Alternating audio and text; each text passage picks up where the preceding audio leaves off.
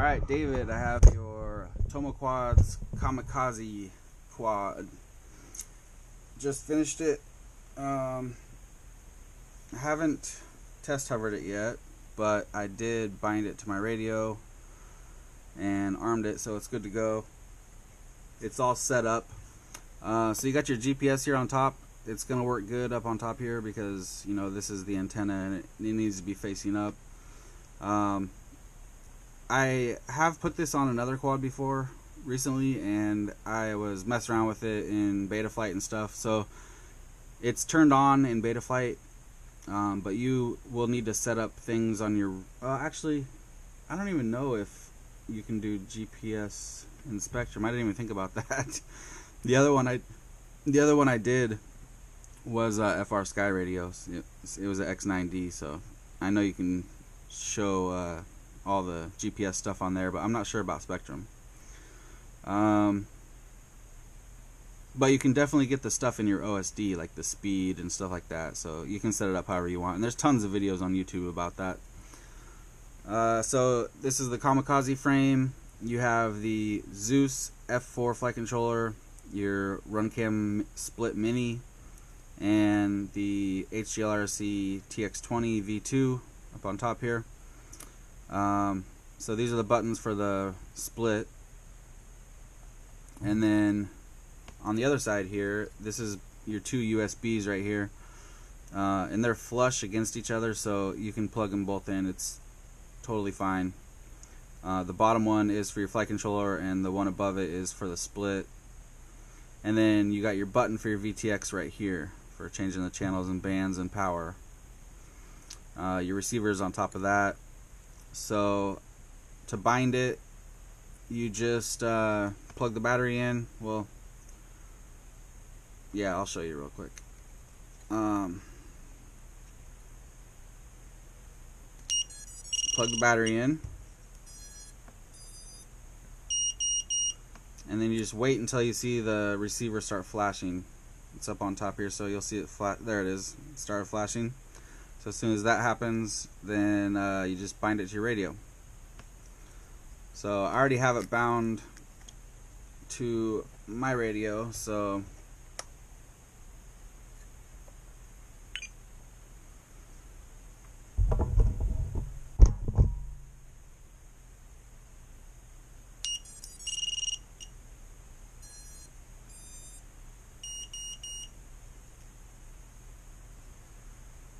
yep, it's solid, so it's bound up. So let me arm it. Yeah.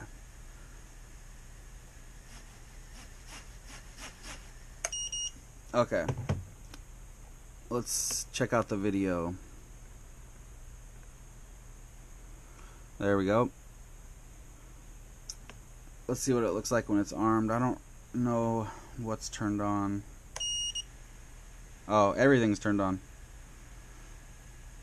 You got some of your GPS stuff.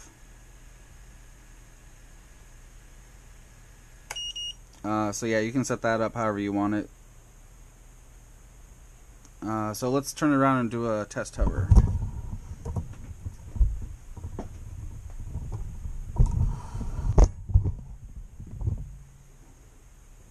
Alright, here we go.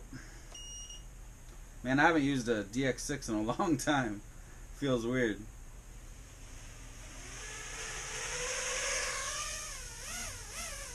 It feels good though.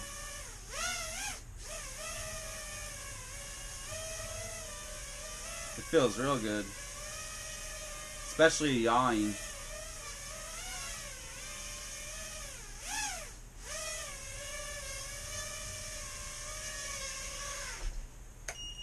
I don't know if I have the flight modes or this.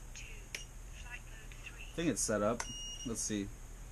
This should be air mode. Yep. Okay, cool. So this switch is set up. Actually, it doesn't really matter. You can set up however you set it up in your radio. It can be this switch or this switch. I always like to use this switch because that's just where my fingers are for switching flight modes. But all the way away from you is angle, then middle is horizon, and then towards you is air mode.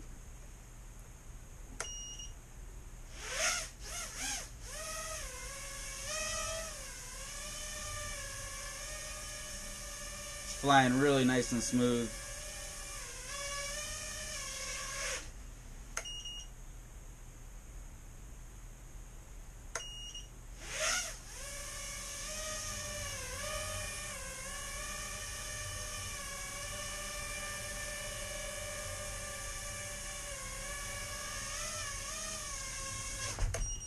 Alright. Man, that feels really good to be using that DX6. I used one for so long, and then I switched to FR Sky, and this is my first time using one again for a while, and it feels good. I don't think I would switch back to Spectrum, though. Alright, well, there you go. It's good to go. Let's see. Oh, one more thing. The spot for your SD card is somewhere right here. So it's on the opposite side that the USB plug is. It's right there. No problem getting it in and out. I did color the TPU for you. It was clear, so I guess you ordered white, but Tomo doesn't have white. I guess when he says white, it actually means clear. So, but I colored them for you.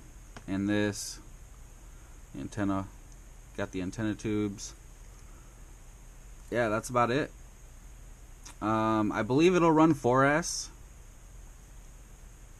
I'm pretty sure it does, but it is a 15 amp.